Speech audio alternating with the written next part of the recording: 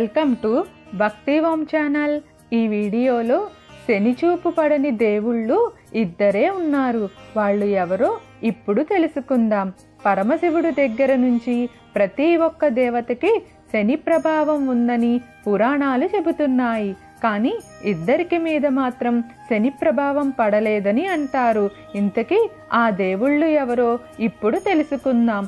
ప్రతి మనిషి మీద ఏదో ఒక సమయంలో శని చూపు పడుతుంది. జీవితంలో ఒక్కసారైనా శని దోషం పడుతుంది. అది దేవతలైనా సరే, మానవులైనా సరే, అందరికీ శనీశ్వరుడి వల్ల సమస్యలు ఏర్పడతాయి.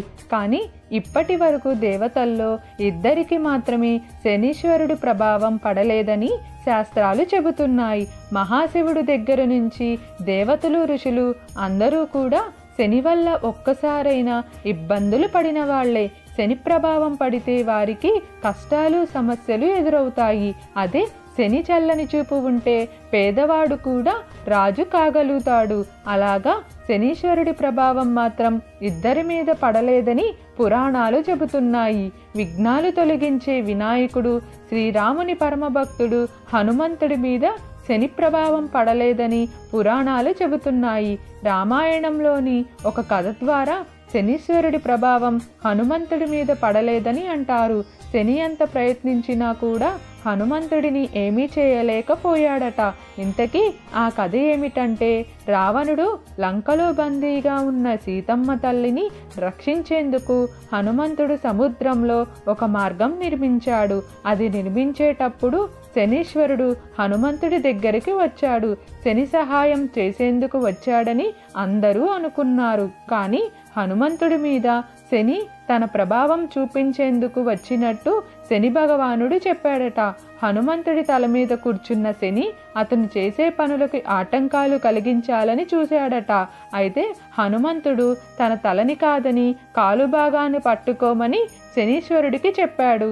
అప్పుడు శని హనుమంతుడి కాలు పట్టుకోవాలని ప్రయత్నించాడు. ఆకారం మార్చుకోగల శక్తి సామర్థ్యాలు కలిగిన హనుమంతుడి ఒక్కసారిగా తన శక్తితో భారీ ఆకారంగా మారిపోయాడు. దీనితో శనీశ్వరుడి హనుమంతుడి కాలు కింద అణిచివేయబడ్డాడు. దానివల్ల శనీశ్వరుడు తప్పించుకోవటానికి వీలు పడకపోవటంతో చాలా తిప్పలు పడ్డాడు. ఈ కథకు సంబంధించి చిత్రాలు తమిళనాడులోని చెంగల్పట్టు కోదండరాముని ఆలయం మీద శిల్పాల రూపంలో ఉన్నాయని పండితులు చెబుతున్నారు. అలా శనిగ్రహ ప్రభావం నుంచి హనుమంతుడి తప్పించుకున్నాడు. అందుకే హనుమంతుడిని పూజిస్తే వారి మీద శనీశ్వరుడి ప్రభావం కూడా తొలగిపోతుందని అంటారు.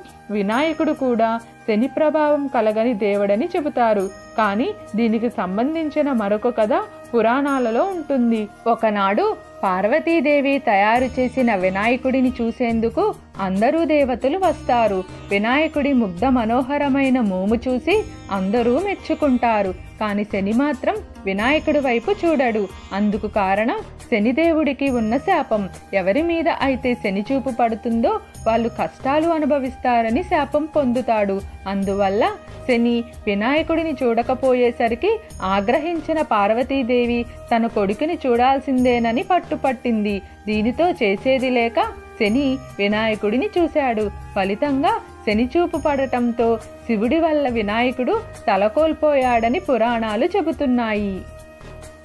మీకు ఏమైనా సందేహాలు ఉంటే దయచేసి కామెంట్ సెక్షన్లో తెలియజేయండి. మీకు ఈ వీడియో నచ్చినట్లయితే లైక్ చేయండి, షేర్ చేయండి, అలానే సబ్స్క్రైబ్ కూడా చేసుకోండి.